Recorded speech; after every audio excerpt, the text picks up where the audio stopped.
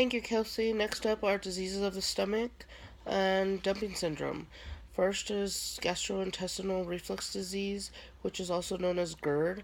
That is the reflux of gastric secretions up the esophagus, which cause heartburn and indigestion. There are many contributing factors, such as pregnancy, obesity, hiatal hernia, and some medications can cause GERD as well.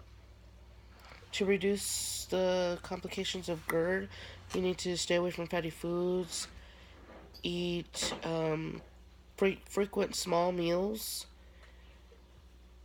try and eat early dinners, avoid caffeine, alcohol, cigarette smoking, because all of these can weaken the esophageal sphincter. Next is gastritis. Gastritis is the inflammation of the gastric mucosa, and it also causes very painful heartburn as well, abdominal pain, hiccups, which can last from hours to days. And with this gastritis, you have to also eat small meals, but try not to have very frequent meals.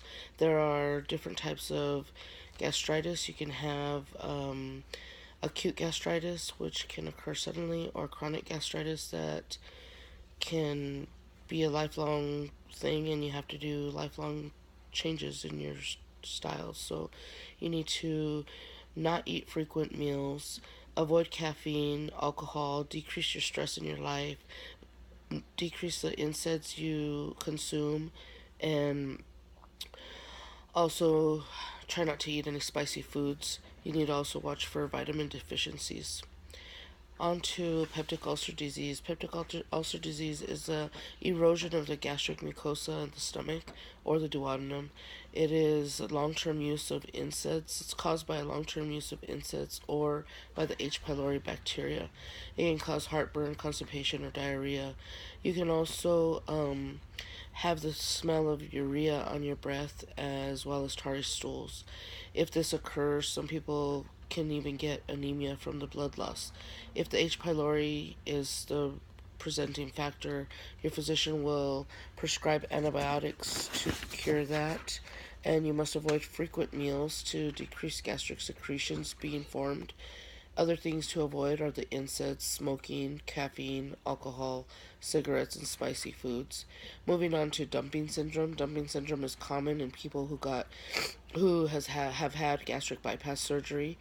This occurs when the stomach can no longer control the rate that the stomach contents are released into the intestines, and it can start as soon as 15 minutes after a meal up to 1 to 3 hours after a meal.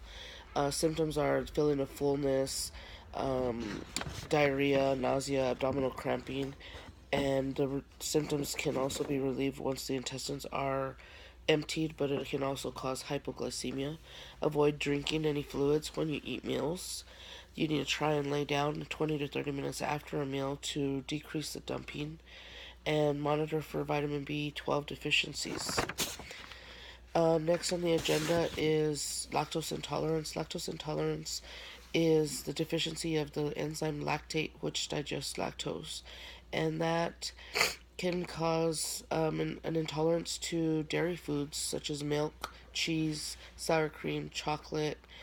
Um, it can cause people to have abdominal distension, cramps, flatus, and diarrhea.